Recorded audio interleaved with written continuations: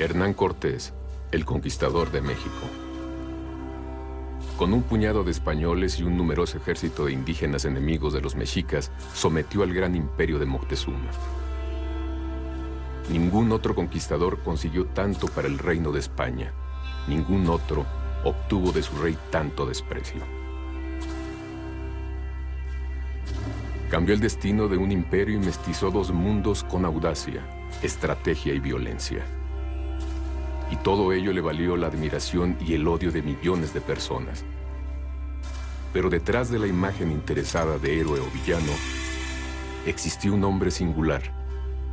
Un hombre con una vida llena de luces y sombras.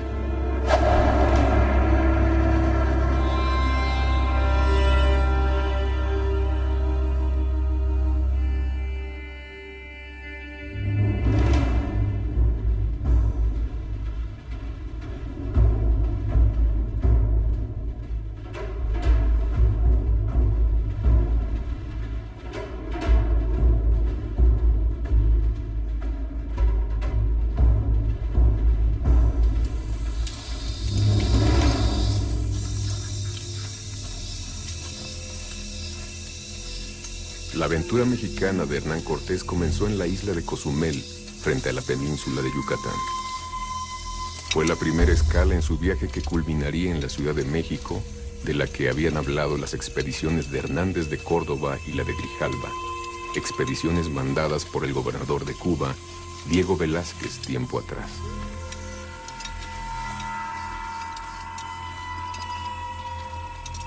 Después de reprender por pillaje a Pedro de Alvarado, su primer capitán, y hacerle devolver lo tomado a los indígenas de la isla, encontraron en el interior de la selva un pequeño templo dedicado a la diosa Ixchel. La fe cristiana fue uno de los argumentos que sirvieron para la conquista de Cortés. En aquella época Dios marcaba la vida de todos los europeos de forma indiscutible.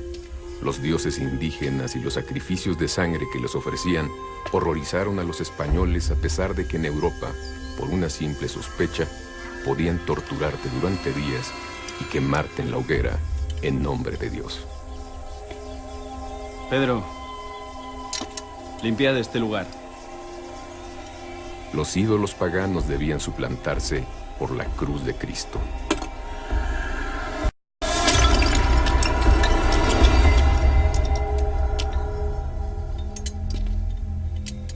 Trae la cruz. Ese ímpetu religioso común a todos los hombres de una Europa que estrenaba el Renacimiento le resultó fácil a Cortés en una isla apenas poblada y sin resistencia indígena, pero se aplacaría poco después cuando necesitó la alianza con los pueblos locales. El Dios de los españoles exigía librarse de los ídolos paganos. Listo. Vámonos.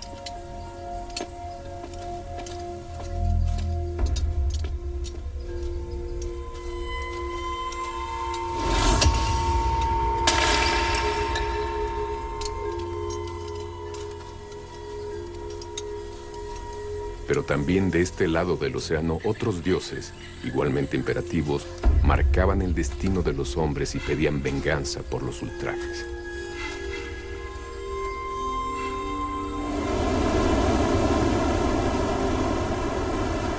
La escala en Cozumel tuvo relevancia en la conquista, aunque no precisamente por la disputa entre los dioses de dos mundos.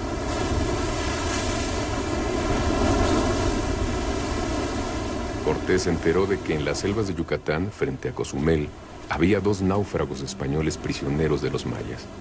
Además de rescatarlos, celebraba encontrar españoles que supieran la lengua indígena, por lo que mandó a buscarlos. El primero, Gonzalo Guerrero, ya había asimilado la cultura maya y no quiso regresar. Capitán, ¿Qué pasa, Núñez? han traído a uno de los españoles que andaba preso de los mayas. ¿Qué ha sido del otro? El tal Guerrero no ha querido venir. Dicen que ya es maya. Otro traidor. El segundo, Jerónimo de Aguilar, después de 8 años con los mayas, volvió agradecido con sus compatriotas. Jerónimo de Aguilar. Mira a Dios y a España. puede descansar tranquilo. Y su experiencia con los indios nos va a ofrecer una inestimable ayuda.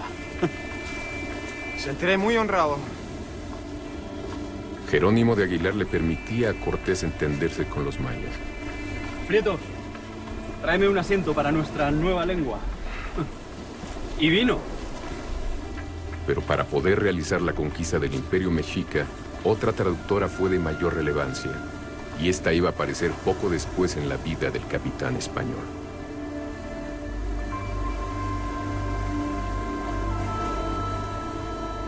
La expedición continuó costeando hacia el oeste siguiendo la ruta de las expediciones de Hernández de Córdoba y Grijalva hasta detenerse en la desembocadura del río Tabasco, al que Grijalva había bautizado con su nombre.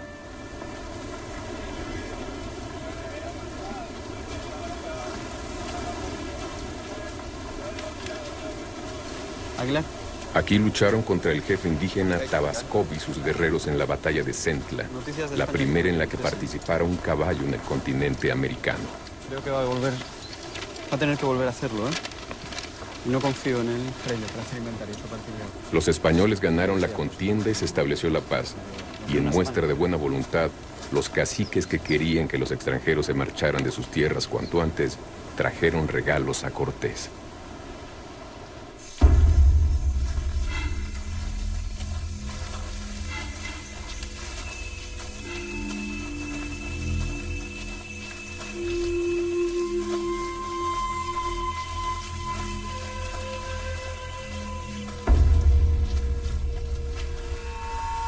Para aquellos españoles el único regalo con verdadero valor era el oro. Poco podía imaginar Cortés que una de las indígenas que le llevaban como presente iba a ser una pieza clave en su conquista.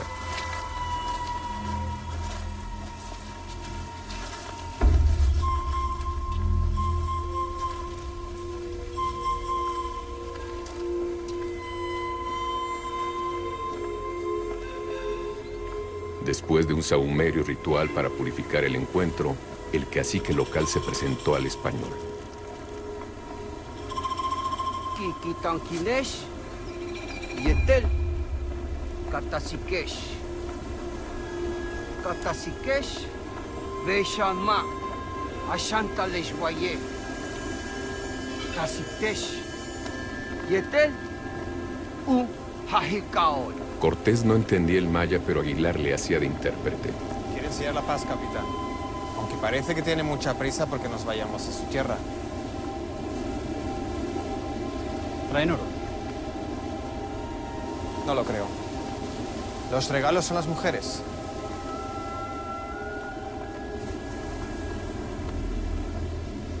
Dile que estamos encantados con los regalos. Pero debemos proceder con rectitud antes de repartir tan hermoso presente. El regalo no podía tener mejor aceptación entre unos hombres que no habían visto mujeres desde su salida de Cuba. Pero de nuevo, la Santa Madre Iglesia exigía su procedimiento. Fraile, hay que salvar el alma de estas indias. Bautícelas antes de repartirlas. Soldado, agua. Que se asigne una mujer a cada uno de mis capitanes y luego se sortea el resto. La esclavitud era algo habitual tanto para los españoles como para los diferentes pueblos indígenas y es determinante para entender la personalidad y las acciones de Malintzin, la esclava que ayudaría a Cortés a conquistar México. Ce que nous savons de façon sûre, c'est qu'elle a été vendue par son beau-père à des marchands pour servir d'esclave du côté du pays maya. Et que c'est là qu'elle va être offerte à Tabasco, à Cortés, après sa victoire sur les indigènes. Yo te bautizo. A pesar de que los datos sobre ella son escasos, confusos y hasta contradictorios, Malintzin debió destacar entre el resto de las esclavas regaladas a los españoles. Y debió de hacerlo más que por su belleza, por su actitud y su carácter. Espíritu Santo, puedes partir.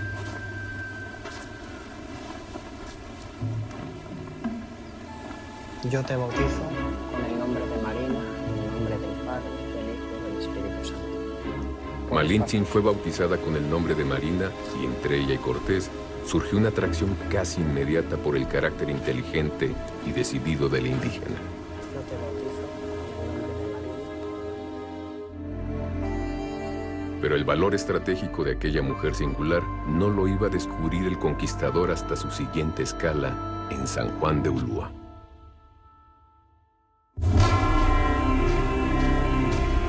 Poco después de llegar a San Juan de Ulúa aparecieron emisarios del gran Tlatoani Moctezuma, el jefe supremo de los aztecas o mexicas. Moctezuma, que era un hombre religioso, albergaba dudas sobre la posible divinidad de los recién llegados. Cabía la posibilidad de que Cortés fuera el mítico Quetzalcóatl que regresaba de su exilio. Cuando Cortés llega a las costas del hoy Veracruz, Moctezuma obviamente es avisado de esto.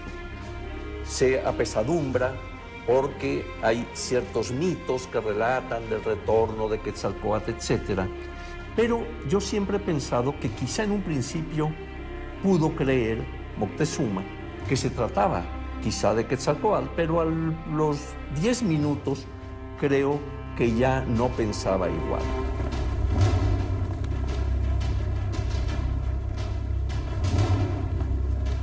Aunque las dudas probablemente duraron muy poco, los emisarios tenían órdenes de mostrarse solícitos y amigables con los extranjeros.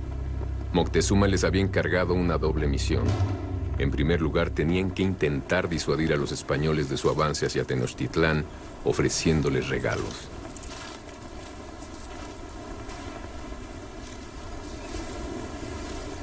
Fue en estos encuentros cuando Cortés descubrió el valor estratégico de Malintzin.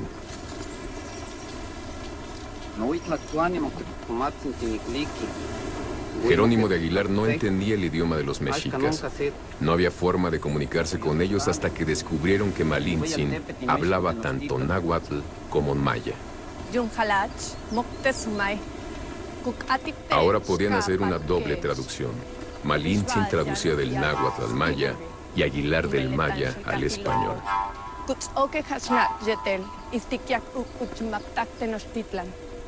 El Tlatoani Moctezuma les pide que detengan aquí su paso. No hay nada más de interés para los extranjeros en su reino, y es un largo y penoso camino hasta Tenochtitlán. La segunda misión de los emisarios era la de recopilar información sobre los extranjeros, dibujando cuanto les llamara la atención y pudiera ser de interés para el Tlatoani.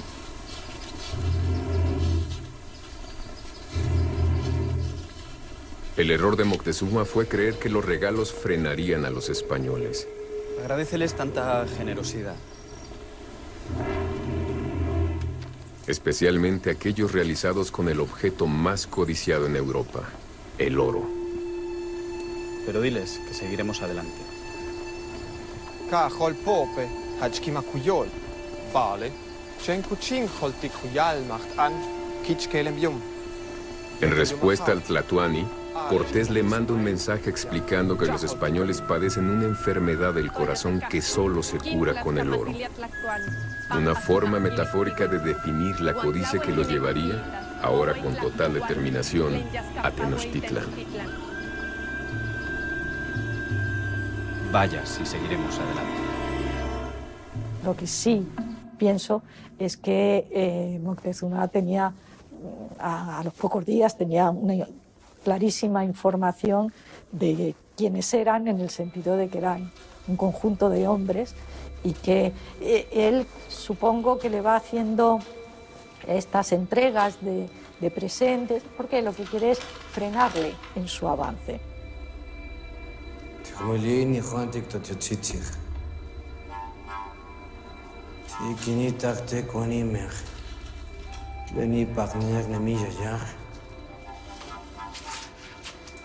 Ashkan ahmon mati wei tlactoan, ashkan ahmon mati intlayewanti teteotzitzi, mahatza iyolkame, huehueyi, igual que mantica quintiki catepot. No le ati huelitzer. ¿Sí quién me ictisech? Kistoa quien mixtis que seki pan mayab el wani. Mahatza mahakmon mati. Dame el agua. Te quitas.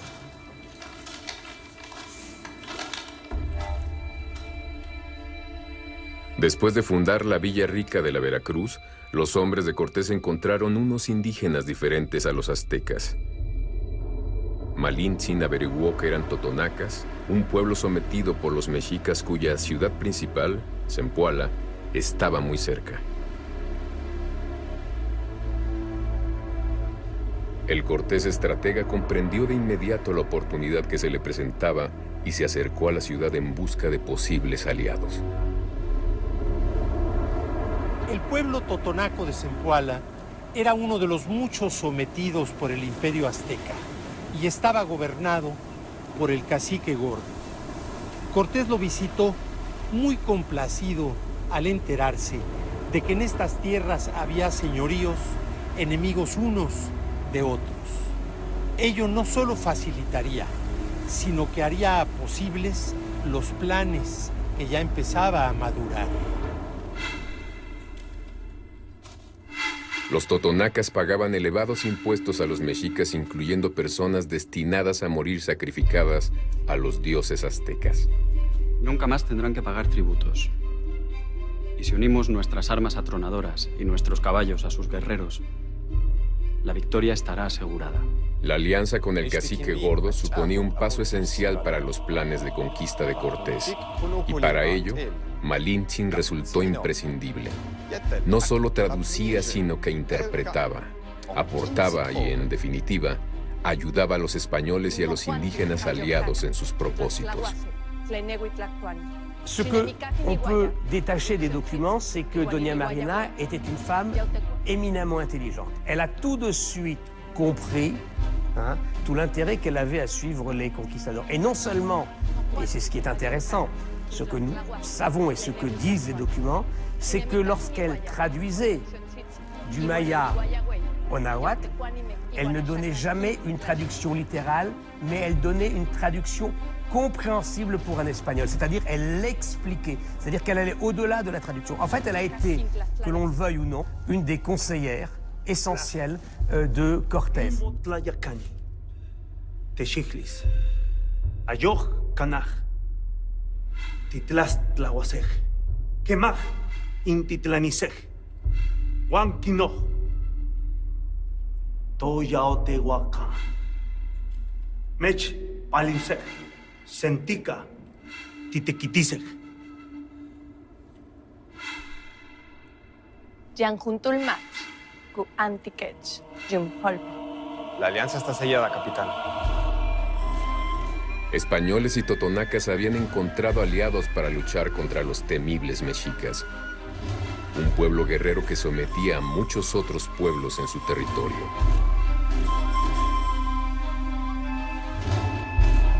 Muchos de los pueblos que estaban alrededor de los mexicas ya no toleraban más esta imposición y la violencia con la que eran tratados. Recuerdan que los mexicas les hacían la guerra para capturar prisioneros vivos para los sacrificios. Esto pasó con los tlaxcaltecas, ¿no? O con los zempoaltecas y con muchos de los pueblos que estaban sometidos al mexica. Cortés siente y se da cuenta de que hay animadversión en contra de Moctezuma, que era el enemigo a vencer. Entonces, a partir de ese momento, va a contar con ese apoyo, con ese inicio para que emprenda el camino hacia el centro de México. Ahí también vemos algo muy importante, cómo el sistema tributario que predominaba en Mesoamérica va a ser el que provoque precisamente que los pueblos sometidos a Tenochtitlan vean una especie de esperanza en las huestes españolas. Los aztecas o mexicas eran el pueblo más fuerte. Los pueblos sometidos vieron en los españoles un arma formidable contra sus enemigos, y los españoles encontraron en ellos el ejército que no tenían. La alianza de Zempoala con Hernán Cortés es la primera de una serie de coaliciones que marcan el inicio de la conquista, lograda por Cortés justamente por su asociación con los enemigos de los aztecas. Cortés no logró conquistar México con el apoyo de Carlos V ni del gobernador de Cuba, sino todo lo contrario. La llevó a cabo en contra de las instrucciones expresas de Diego Velázquez, en franco desacato a su superior. Pero él encontraría la manera de darle un tinte de legalidad a sus acciones.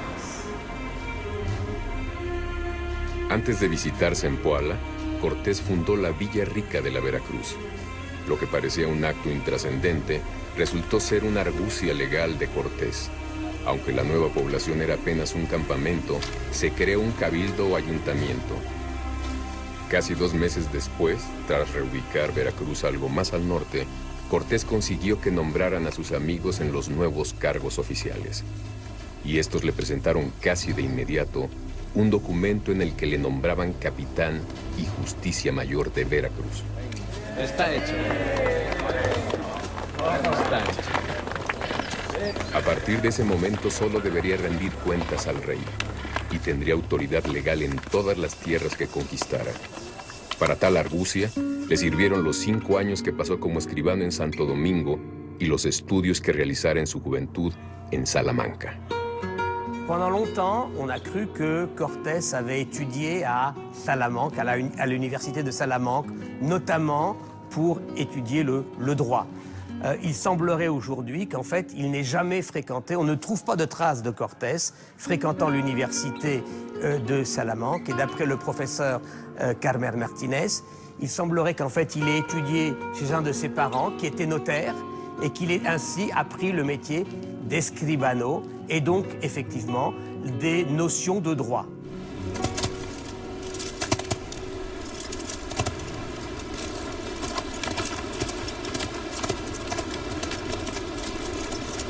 La fundación de la Villa Rica de la Veracruz, la creación de su cabildo y el nombramiento de sus autoridades se produjeron como respuesta a las noticias que llegaron de España. Mensaje de España. Gracias. El emperador había nombrado adelantado a Diego Velázquez, permitiéndole conquistar y poblar aquellas tierras, algo que hasta entonces solo podía realizar el hijo de Cristóbal Colón. Cortés, mensaje de España. Gracias. Para Cortés la noticia fue terrible. Aquel nombramiento quitaba legitimidad a su empresa y lo convertía en un proscrito.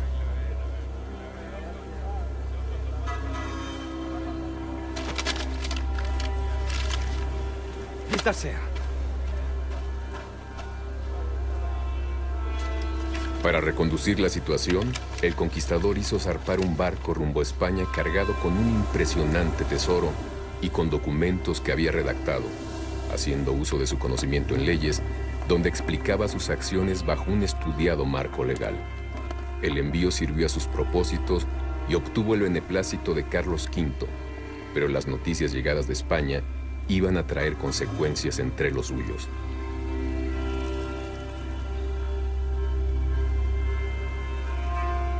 Algunos de los hombres que viajaban con Cortés eran fieles a Velázquez y consideraron la creación del cabildo y el nombramiento de Cortés como capitán general y justicia mayor un golpe de Estado.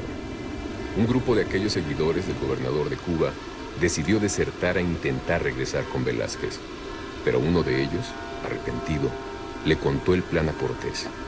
Y en aquella época brutal y peligrosa, la traición era algo que no admitía contemplaciones.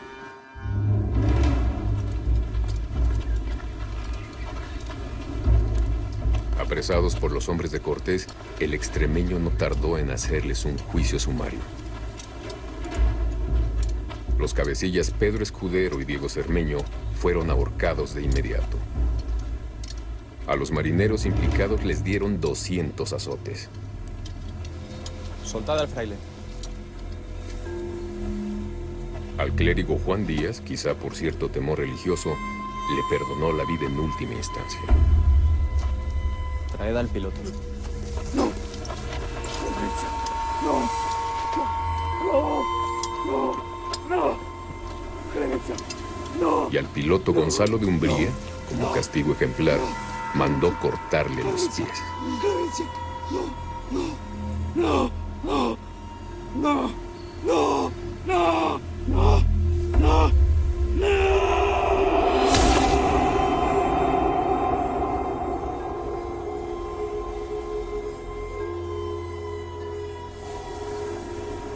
Aquel suceso iba a propiciar uno de los episodios más conocidos de la vida de Hernán Cortés.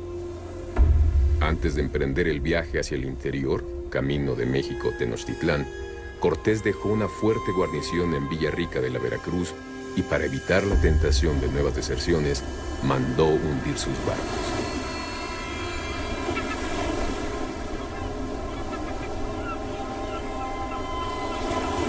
Aunque muchas veces se dice equivocadamente que quemó sus naves, lo que hizo el capitán extremeño fue barrenarlas, hundirlas cerca de la orilla.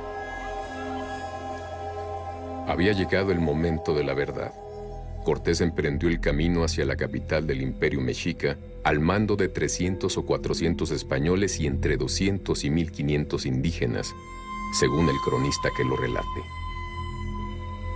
Así se internan en el territorio de los tlaxcaltecas, un pueblo libre pero extorsionado por los mexicas que juega hábilmente a medir las fuerzas de los que creen aliados de sus enemigos.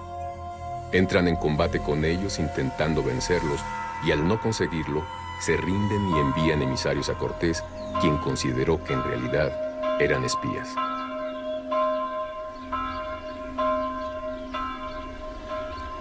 En su trayecto hacia el interior del territorio, Cortés combatió varias veces contra los tlaxcaltecas y los derrotó, enfrentándose al indómito Xicoténcatl el Joven. En uno de sus campamentos, Cortés recibió a 50 enviados del propio Xicoténcatl y sospechando que quisieran en realidad espiarlo, ordenó un brutal castigo. En una carta al rey de España, así le escribe: mandé tomar a todos los 50 y cortarles las manos. Viendo la determinación de Cortés y el poder de las armas de los españoles, los tlaxcaltecas se aliaron con ellos. Ahora podrían liberarse de la tiranía de los mexicas. Siguiendo las indicaciones de los emisarios de Moctezuma, los españoles llegaron, en su camino hacia Tenochtitlán, hasta Cholula, el centro religioso más importante del altiplano.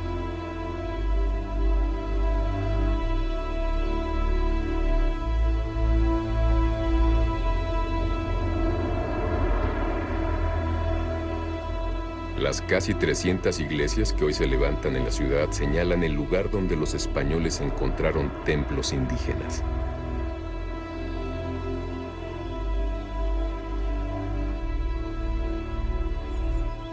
Cholula era un señorío independiente, pero a diferencia de sus enemigos los tlaxcaltecas, los cholultecas eran aliados de Moctezuma y obedecían sus órdenes.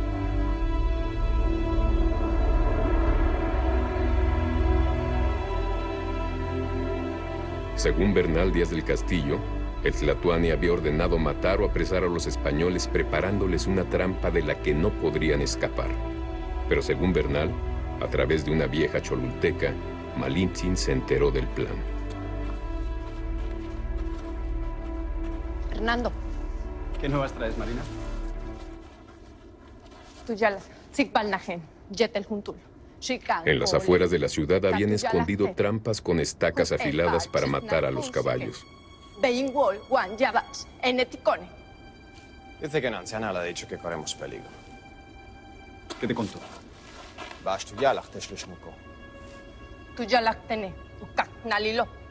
Agrega Bernal que algunas calles estaban tapiadas. En las azoteas habían acumulado piedras y se había ordenado evacuar a mujeres y niños.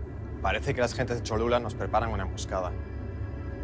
La anciana le ha dicho que moriríamos todos. Dispuesto a dar un ejemplo que demostrara su fuerza y evitara nuevas emboscadas, Cortés convocó a conversar a los guerreros y principales cholultecas en unos patios donde, a una señal, entrarían sus tropas. Los españoles entraron a caballo arrasando a los convocados. Miles de tlaxcaltecas dispuestos a vengarse de años de opresión de los mexicas y sus aliados se unieron a los españoles. La matanza fue brutal entre las gentes de Cholula. Ya fuera real la trampa que les habían preparado o no, en la biografía de Cortés quedaron escritas algunas de sus páginas más oscuras y sangrientas. Ya nada podía evitar que los españoles llegaran a Tenochtitlán. Pero lo que encontraron al ascender, el ahora conocido como Paso de Cortés, superaba con mucho sus expectativas.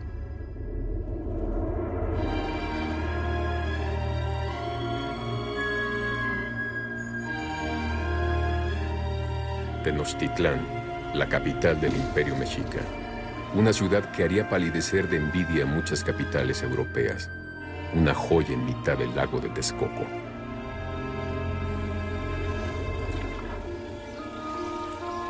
Canales y acueductos permitían el paso de embarcaciones y suministraban agua limpia a hogares y cultivos. Las chinampas, huertas flotantes, suministraban verduras y flores a la ciudad. Cuando Londres contaba con apenas 60,000 habitantes, la Gran Tenochtitlán tenía más de 200,000. Grandes pirámides, templos dedicados a los dioses aztecas, despuntaban sobre la superficie plana de la ciudad. A pesar de los sacrificios humanos ofrecidos en sus templos, sus leyes permitían una convivencia justa y en paz. La sociedad mexica estaba perfectamente estructurada y por sus 4 calzadas principales llegaban mercancías de todos los rincones del reino. En el mercado de Tlatelolco, que asombró a los españoles, se comerciaba con todo tipo de mercancías. Los nobles vivían en casas de comodidad y lujo asombroso, con jardines de una belleza extraordinaria. Los españoles la compararon con Sevilla y aún con Roma, incapaces de describir lo que veían. Allí, el 8 de noviembre de 1519, Moctezuma y el que creía emisario de Quetzalcóatl, Hernán Cortés, se encontrarían por fin cara a cara. Son dos mundos que se desconocen por completo y que entran en contacto de una manera muy particular, porque lógicamente aquellos otros pueblos que Moctezuma o los anteriores tlatoanis habían ido conquistando pertenecían, digamos, a su mismo entorno cultural, mientras que en este caso no es así para ninguno de los dos. Aquel encuentro entre dos mundos iba a marcar el inicio de uno de los episodios más trágicos de la historia de México y el final de una cultura y una ciudad extraordinarias.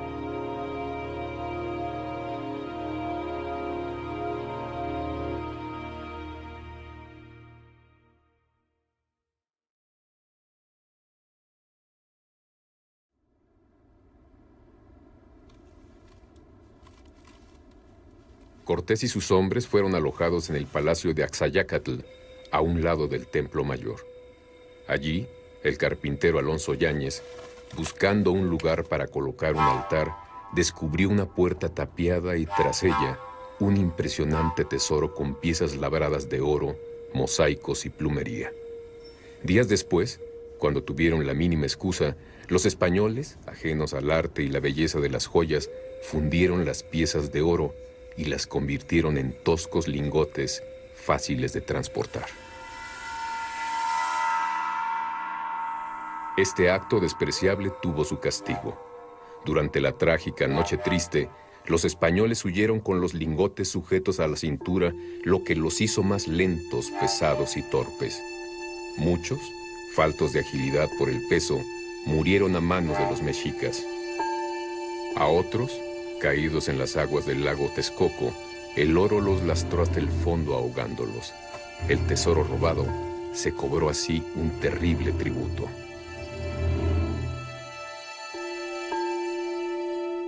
Mientras Cortés disfrutaba de la hospitalidad de Moctezuma, los mexicas atacaron a los españoles en Nautla, en las costas de Veracruz.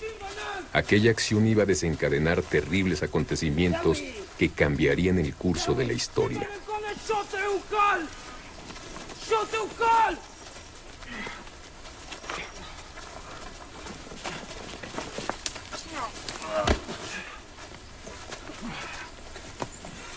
Ticamapachoski seco yo tlacat. Ashkanato tioxi. Esquiza. Ticamaquiawi ticamiquias esto guancinga. Chiquitana. Iniguantic tlacame. Mashaka kimikti. Hueita tuani kineki quites. Tijuicaltic tenochtitla. Chiquiglicaj. Si para Moctezuma en un principio hubo dudas acerca de que Cortés fuera el enviado de Quetzalcóatl, para Cuauhpopoca, el señor de Nautla y súbdito de Moctezuma, un prisionero herido podía demostrar la naturaleza humana de los españoles. Miki, que guan. Argüello, el soldado prisionero, murió antes de llegar a Tenochtitlán por sus terribles heridas. Cuauhpopoca mandó entonces que le cortaran la cabeza. Era la prueba para su Tlatoani de que los españoles eran simples mortales.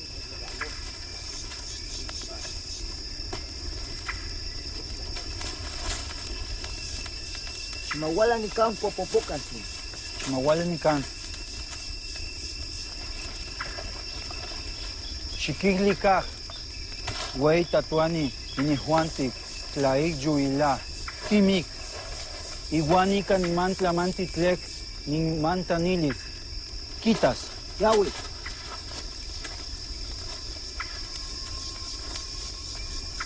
Los indígenas ya habían matado antes a españoles y caballos, pero iba a ser la primera vez que Moctezuma viera uno de sus cadáveres.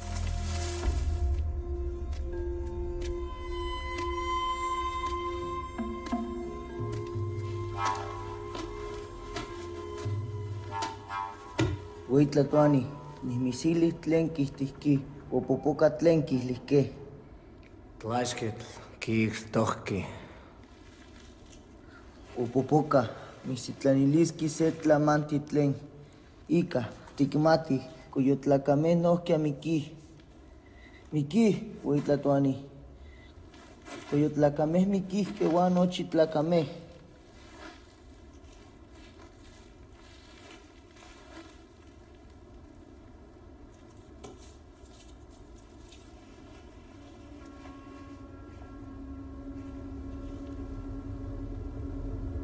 ¡Sigue! ¡Igual si juega no patlamampi! ¡Len magmauir! Aquella cabeza le demostraba que los españoles eran mortales. Pero conociendo a su huésped, también vaticinaba que la reacción de Cortés no se haría esperar y, desde luego, no sería tibia.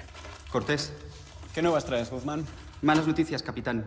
Los indígenas se sublevaron en Nautla, a 2 días de camino de Villarrica. ¿Cuándo? ¿Qué demonios ha pasado? Se han sublevado cerca de Nautla. Han caído hombres y caballos. Que se sepa, Juan de Escalante y otros 6, incluyendo a Argüello, que se lo llevaron prisionero. ¡Maldita suerte! La muerte de cualquiera de ellos, hombres o caballos, nos hace vulnerables a los ojos de los mexicas. ¿Se sabe si seguían órdenes de Moctezuma? Nadie sabe nada. Intentamos sofocar la rebelión. En Villarrica se temen lo peor. El jefe se llama Cuauhpopoca, pero no sabemos si recibe órdenes o actúa por su propia voluntad. Está bien, Guzmán. Es todo. Un momento, Guzmán. Sí, capitán. Y que los hombres tomen preso a Moctezuma. Pero, Guzmán, no quiero sangre. Sí, capitán. Cortés tensaba la cuerda de la que dependían sus vidas. Eran apenas 300 españoles en Tenochtitlán frente a decenas de millares de mexicas, y acababa de mandar apresar al más poderoso e intocable de ellos. Moctezuma negó ser el autor intelectual de la muerte de varios españoles en Nautla, cerca de Veracruz. No obstante, Cortés, en un acto de gran osadía, lo apresó y lo mudó al lugar donde el propio Cortés se hospedaba. Moctezuma mandó a prender a Cuauhpopoca y 3 de sus capitanes, responsables directos de aquellas muertes de Nautla. Y Cortés dispuso quemarlos vivos en la hoguera aquí en el centro de Tenochtitlán. Durante la ejecución, Moctezuma permaneció con grilletes, que a su término el propio Cortés le quitó. Con 300 españoles y unos pocos miles de aliados indígenas, Cortés estaba en una situación muy comprometida en Tenochtitlán. Aunque hay discrepancia entre los cronistas y las fuentes indígenas sobre cuándo se tomó prisionero a Moctezuma, lo cierto es que al hacerlo, Cortés consiguió un rehén que abortaba cualquier ataque de los mexicas. Para Moctezuma, la prisión laxa a la que lo sometieron era algo traumático, pero las cadenas eran una ofensa inaceptable. Quitadle los grilletes.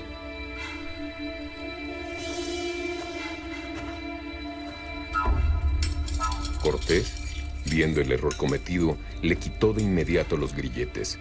Moctezuma seguiría retenido, pero nadie volvería a atacar su dignidad.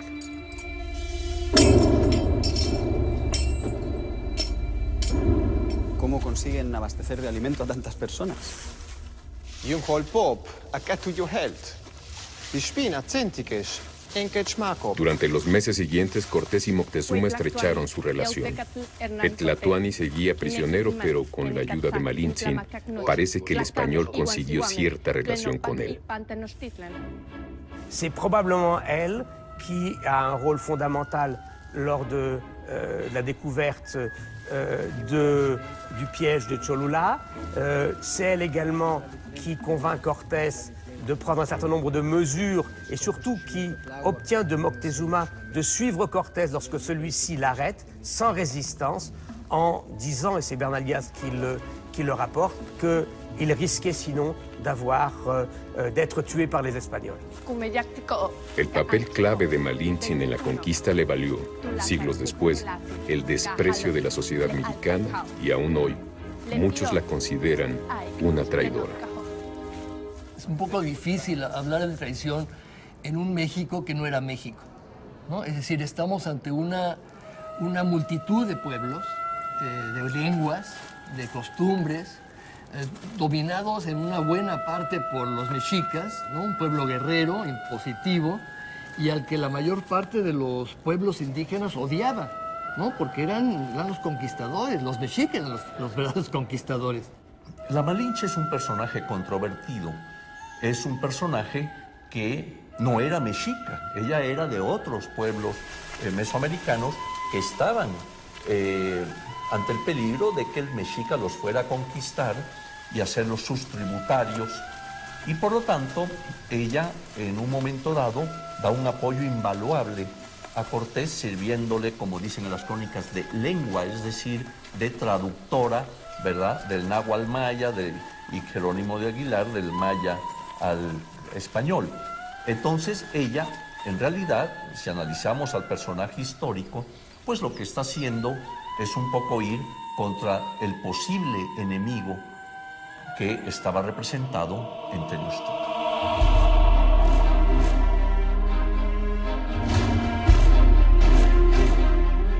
Mientras Cortés permanecía en Tenochtitlán, Diego Velázquez, gobernador de Cuba, mandó a Pánfilo de Narváez al mando de una armada para apresar a Cortés. Entretanto, Cortés se enfrentaba a una difícil disyuntiva. Si salía al encuentro de Narváez, dejaba a sus hombres en una situación terriblemente comprometida. Sabía que Moctezuma acabaría con sus hombres en cuanto dejara Tenochtitlán. Narváez, por su parte, traía 800 hombres con caballos y artillería. Si llegaba a Tenochtitlán, él y los suyos estarían perdidos. No le quedaba otra alternativa que salir a su encuentro.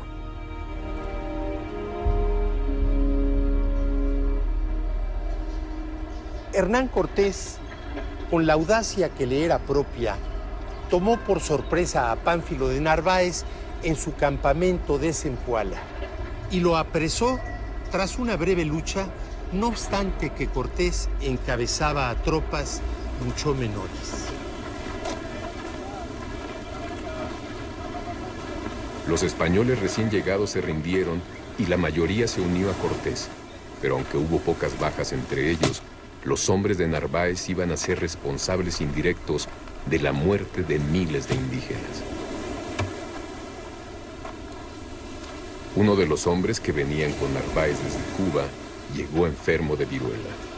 Ningún arma traída por los españoles resultaría tan destructiva y mortal como aquellas enfermedades infecciosas contra las que los indígenas no tenían defensa inmunitaria alguna.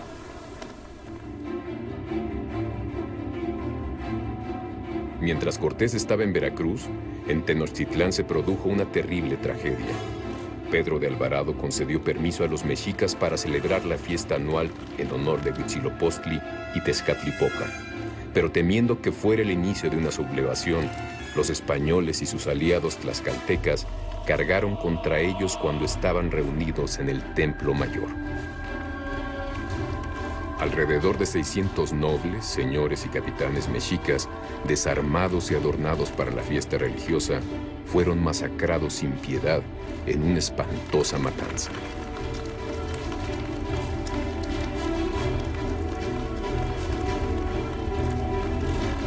Aquella iba a ser la gota que colmaría el aguante de los mexicas.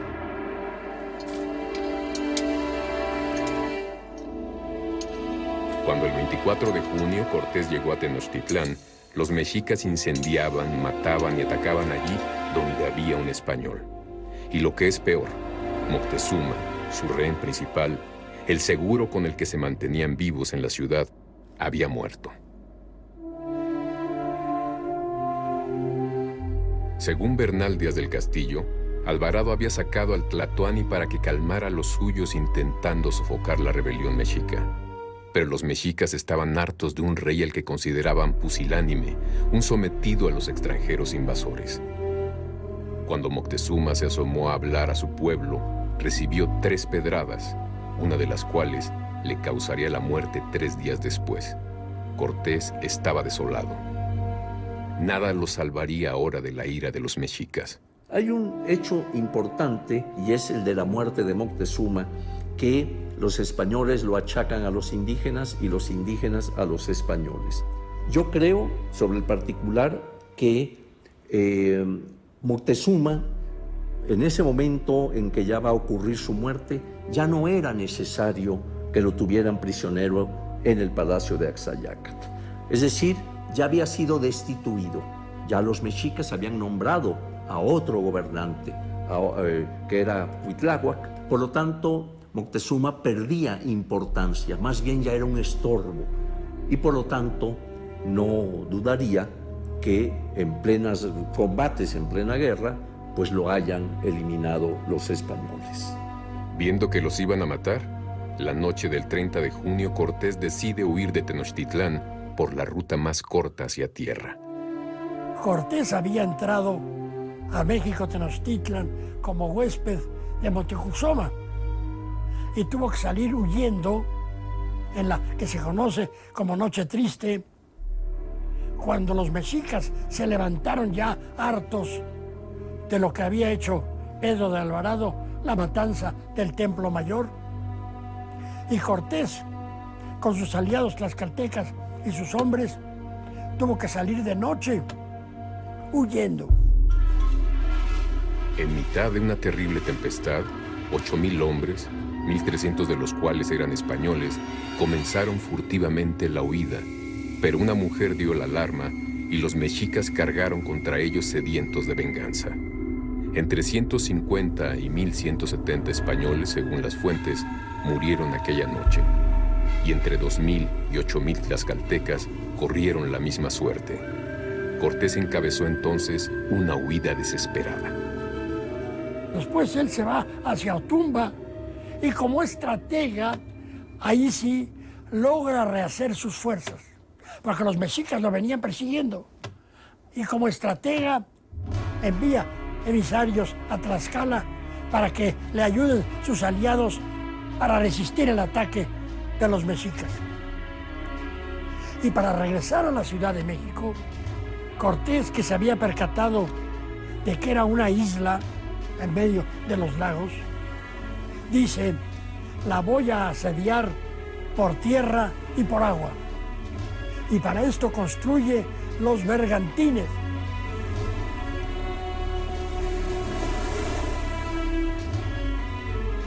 En Tlaxcala decide fabricar las naves, Manda recuperar los aparejos de los barcos barrenados en Veracruz, mientras de los bosques cercanos a Tlaxcala saca la madera necesaria.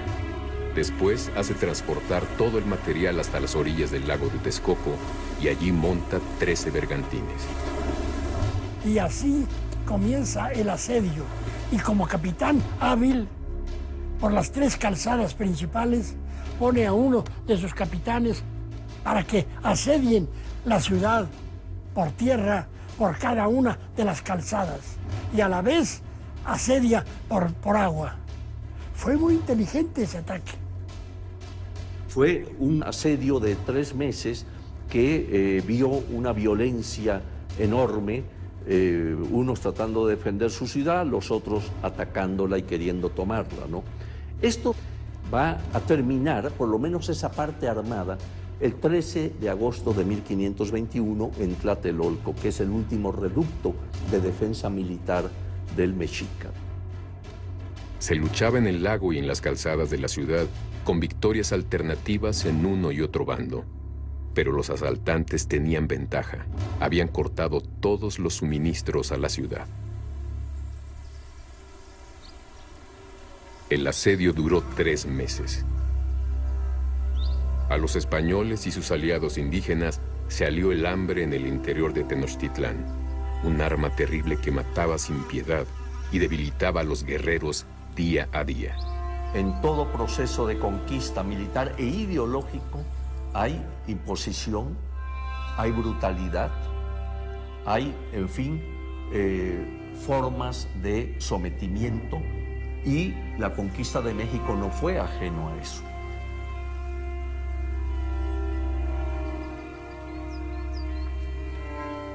Los muertos se acumulaban en las calles donde la falta de agua y comida causaba más bajas que las armas enemigas, o al menos más que las convencionales.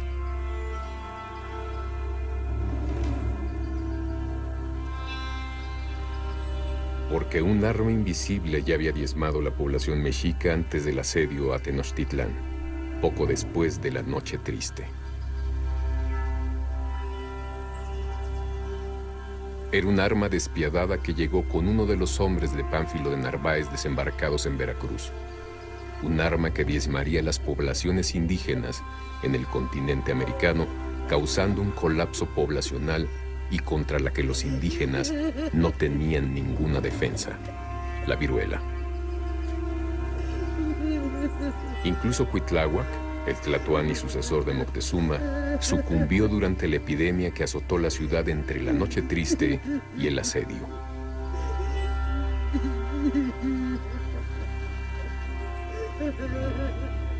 Tenochtitlán cayó después de una defensa heroica, vencida por los hombres, el hambre y la enfermedad. Era el inicio de una nueva era.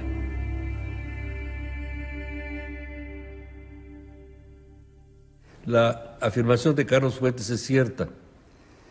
Las civilizaciones no chocan, las civilizaciones se funden unas a otras, se contagian, se enriquecen mutuamente. Después de conquistar Tenochtitlán, Cortés continuó con una actividad incesante. Carlos V, impresionado por sus envíos de oro y plata, le nombró gobernador y capitán general de México. Cortés, entretanto, planeaba nuevas expediciones. Le movían intereses políticos, su ambición y un motivo mucho más práctico: tener a sus belicosos e indisciplinados capitanes ocupados. Cortés, después de haber tomado la ciudad de Tenochtitlan, envió capitanes, uno al Golfo, un grupo al Golfo, otro al Pacífico, para ver si había un estrecho que comunicara y permitiera el paso de embarcaciones con rumbo al Asia. Cortés tenía la obsesión de realizar lo que Colón no pudo hacer: llegar al Asia por la ruta del poniente en el hemisferio norte.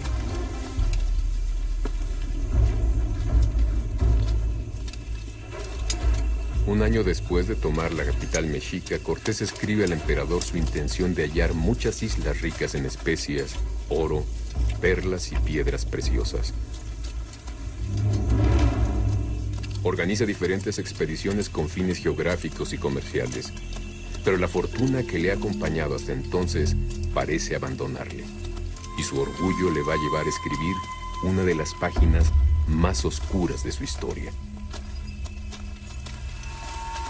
Comete el error fatal de hacer esa expedición a las Cibueras, es decir, al rumbo de Honduras, para castigar a un capitán, Cristóbal de Olid, que se le había revelado.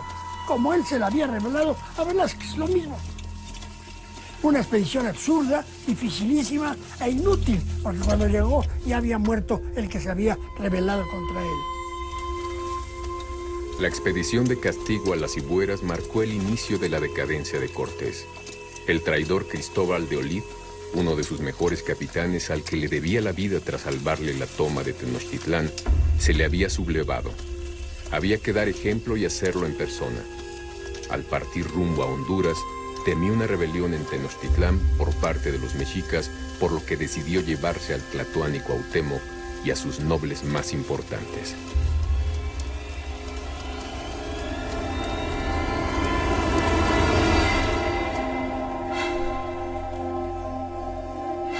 Durante la toma de Tenochtitlán, un nuevo Tlatoani había llegado al poder y tras la batalla final había sido apresado junto con algunos de los nobles mexicas.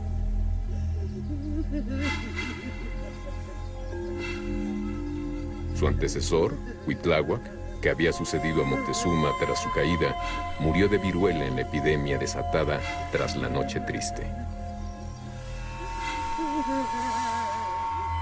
Los mexicas, necesitados de un líder que les condujera en el momento más duro de su historia, nombraron entonces a Cuauhtémoc, primo de Moctezuma, un hombre de honor que no admitía la dominación española. Cuauhtémoc no tenía las dudas de Moctezuma sobre el origen y las intenciones de los españoles. Tras su captura, había sobrevivido a la tortura a la que le habían sometido quemándole los pies en un vano intento de que confesara la ubicación del tesoro mexica. Esta vez, no iba a salir con vida. Cortés temió una rebelión indígena que hubiera acabado con los poquitos españoles que iban en el séquito, y este asesinato de Cuauhtémoc fue uno de los grandes temas para considerar a Cortés como un villano. Bajo la sospecha de que pudiera estar tramando una sublevación y con la intención de sofocar una posible revuelta indígena, Cortés mandó ahorcarlo junto con Tetlepanquetzal, señor de Tacuba.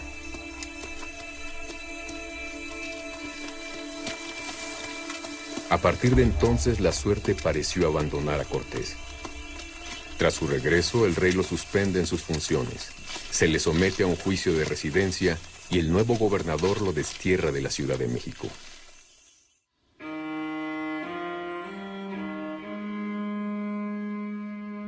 En 1528 Cortés regresa a España. Tiene que defender sus intereses ante el rey. Busca, por encima de todo, ser nombrado virrey de la Nueva España.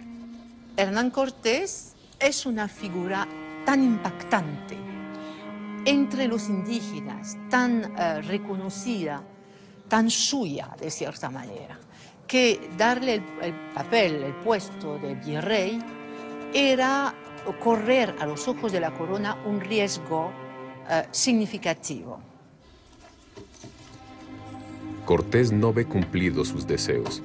El rey lo recibe 2 veces, le concede el marquesado del Valle de Oaxaca y lo nombra capitán general, autorizándole a descubrir nuevos territorios.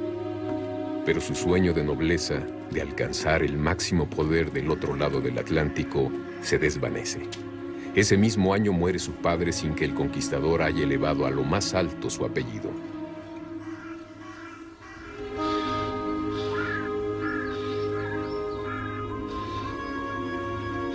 Hernán Cortés nació en el pueblo extremeño de Medellín. Pertenecía a una familia de hidalgos, es decir, al estrato más bajo de la nobleza. Eran, además, cristianos viejos, factor muy determinante en una época donde se valoraba sobremanera la pureza de sangre. Aunque sus padres no eran ricos, disfrutaban de una situación desahogada que les permitió poner un preceptor a su hijo para que le enseñara a montar a caballo y a manejar la espada.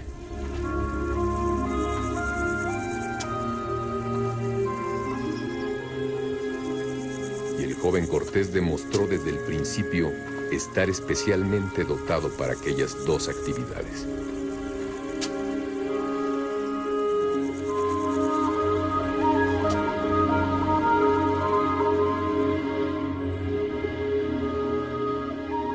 Ante la impotencia de no alcanzar el título que pretendía, el conquistador busca otras maneras de vincularse con la aristocracia y se casa con la hija del conde de Aguilar y sobrina del duque de Béjar, doña Juana Ramírez de Arellano y Zúñiga, la última de las 6 mujeres con las que tendría descendencia reconocida.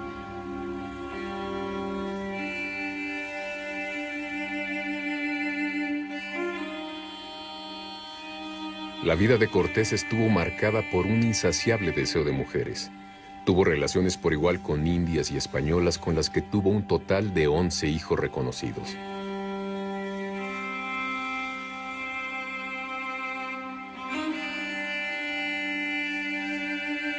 Con Malintzin tuvo a Martín, su segundo descendiente tras la hija que había tenido con su primera mujer, Catalina Pizarro, de quien se dijo que podría haber sido asesinada por Cortés cuando se reunió con él en la Ciudad de México tras la caída de Tenochtitlan.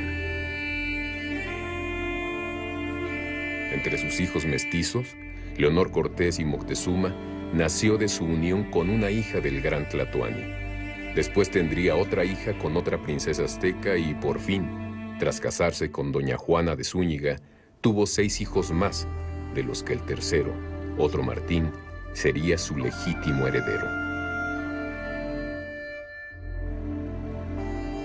En 1530, Cortés regresa a la Nueva España para enterarse de que la reina Isabel le prohíbe entrar en la Ciudad de México. Es el principio de una serie de desgracias que incluyen la muerte de su primer hijo legítimo y la de su madre. Pero a todo se sobrepone. Reconstruye sus negocios y finanzas y persiste en sus exploraciones geográficas en el Pacífico, en la última de las cuales, en 1535, se embarca. Su mujer, doña Juana de Zúñiga, estaba ya inquieta, dice, ¿qué le habrá pasado? Ya hace varios meses que se fue. Entonces mandan un barquito con un mensaje de ella. Señor mío, ya no porfiéis más con la fortuna. Ya vuestra fama corre por el ancho mundo. Regresad. Ya no porfiéis más con la fortuna. Eso fue lo que hizo Hernán Cortés después de la conquista de México. Estuvo porfiando con la fortuna.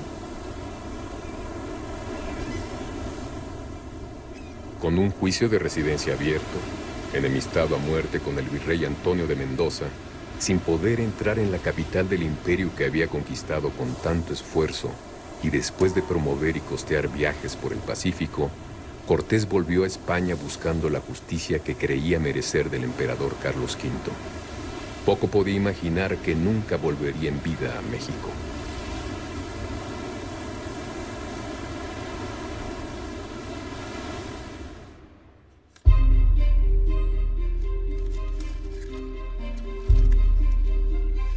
Desde Valladolid, donde se aloja, pide audiencia al emperador sin conseguirla. Incluso se une a la armada del monarca contra los piratas del Mediterráneo para intentar coincidir con él. Pero el monarca no le quiere ver. Los últimos memoriales que escribe Cortés al rey y no recibe respuesta porque Cobos, el ministro del emperador, puso al margen no contestar. Es decir, que hay el deseo de expulsarlo del campo político porque hubiese sido un alter ego, que la persona del rey demasiado potente.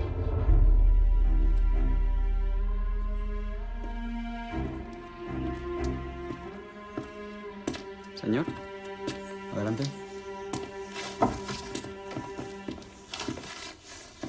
Espera un momento.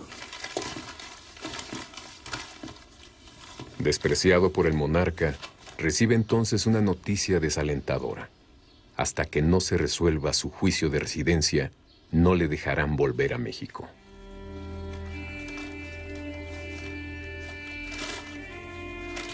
¿No hay respuesta? No. No hay respuesta.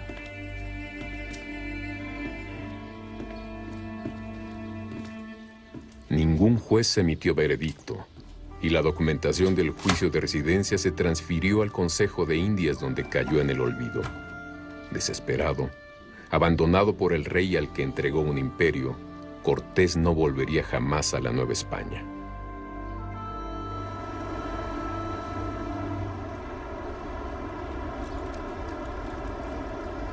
Buscando la tranquilidad, se aloja en casa de un amigo en Castilleja de la Cuesta, a las afueras de Sevilla. Allí, olvidado por el emperador al que tanto había dado, redacta testamento notándose ya al final del camino. Es un hombre vencido y agotado. Las heridas y enfermedades de años de batallas y conquistas le pasan factura. Finalmente, un ataque de disentería precipita el final.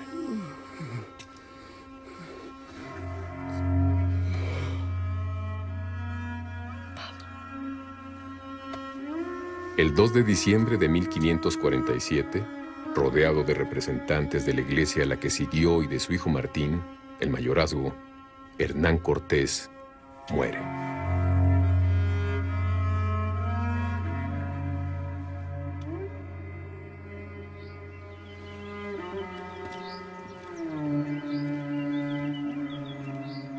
Hernán Cortés, quien mostró una gran habilidad con los indígenas para lograr la conquista de México, murió lejos del favor de Carlos V. Su vida fue un constante peregrinaje que no concluyó con su muerte. Durante 5 siglos, su cuerpo recorrió 8 tumbas en 4 iglesias de 3 ciudades. Finalmente, yace aquí prácticamente desapercibido. Como si su espíritu inquieto lo acompañara después de muerto, el cadáver de Cortés fue exhumado repetidas veces viajando de una iglesia a otra, atravesando el océano hasta llegar a la tierra en la que quería que reposaran sus huesos, la Ciudad de México. Cuando mi padre, el presidente Miguel Alemán, tomó posesión como presidente, acababan de descubrir un par de semanas antes la tumba de Cortés en el Hospital de Jesús, y estaban confirmando su autenticidad en el Instituto Nacional de Antropología e Historia. Los trabajos llevaron medio año más y permitió ello corroborar que eran legítimos los restos. También se conocieron algunos detalles muy interesantes de la condición física del conquistador al momento en que murió, el momento de su muerte. Como que ya solo tenía un diente, golpes, etc.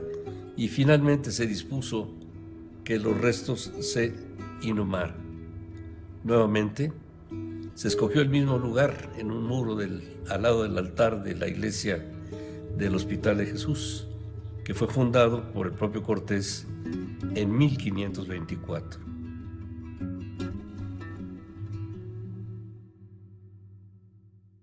Octavio Paz tenía razón al afirmar que debemos ver a Hernán Cortés no como un personaje ahistórico, sino ubicarlo en el contexto de su época y de su papel como conquistador, con todos sus aspectos negativos, pero también reconociendo el hecho de que con él se inicia la nueva nacionalidad mexicana, mezcla de la raza mesoamericana y de los peninsulares españoles que llegaron a Veracruz en 1519.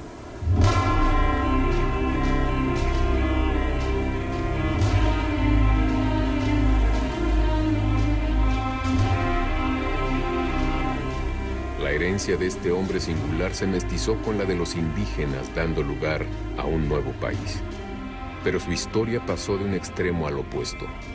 Mientras se le alabó hasta el absurdo tras la conquista, en los tiempos de la independencia, se utilizó su figura como representación del autoritarismo español, de la potencia europea que sometía a un pueblo mexicano ávido de libertad nacionalista. Y la figura del conquistador fue desdibujándose, convirtiéndose en un símbolo de la opresión.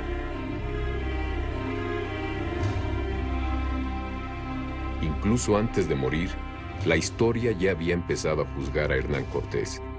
El juicio de residencia, la revisión de sus cartas de relación y los textos de los primeros cronistas comenzaron a crear a un personaje lleno de luces y sombras. Cortés trascendía de lo humano para convertirse en leyenda, en héroe, en villano. José Luis Martínez, que escribió la mejor biografía que hasta hoy hay de Hernán Cortés, dice que Cortés no fue héroe, porque no, un conquistador que agrede no puede ser héroe. Pero tampoco fue rufián, dice, no fue rufián, no era un pelado así cualquier agresivo, no, fue un hombre fuera de lo común. Quizá para entender al personaje, esa sea la clave.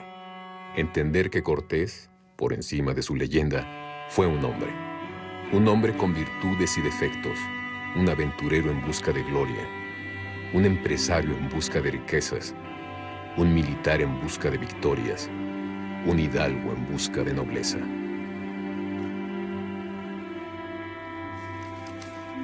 A los mexicanos nos aflige, nos duele esta idea de la conquista. Pero debemos de pensar esto. La historia de la humanidad está hecha de conquistas. La historia de los pueblos hay que verla, hay que estudiarla, hay que analizarla y hay que aceptar cómo se dio esa historia. En una época violenta, entre dos mundos cuyas religiones se imponían con sangre y muerte, Cortés fue el hombre que sembraría la semilla de lo que hoy es México.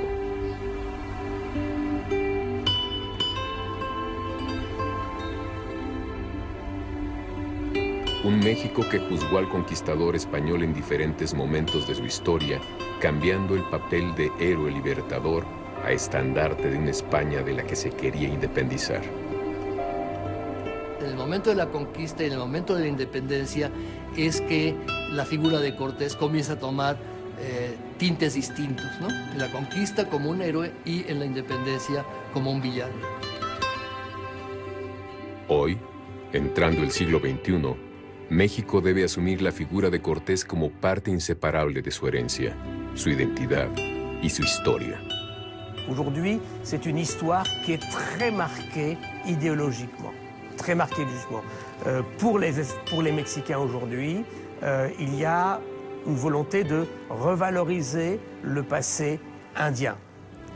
Le problème, c'est que cette revalorisation du passé indien, du passé aztèque, mexica, etc., s'accompagne aussi pour le citoyen français que je suis lorsqu'il passe dans certaines villes, à Puebla, à Mexico, à Cholula, etc., de voir que les citoyens mexicains, eh bien, dédaignent en fait les indigènes qui sont en train de mendier dans les ruines.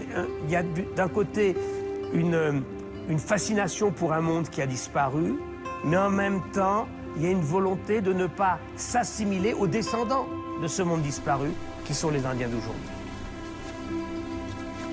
Para sus apologistas heroicos y para sus acusadores detestable, lo cierto es que Hernán Cortés simboliza el inicio del mestizaje mexicano.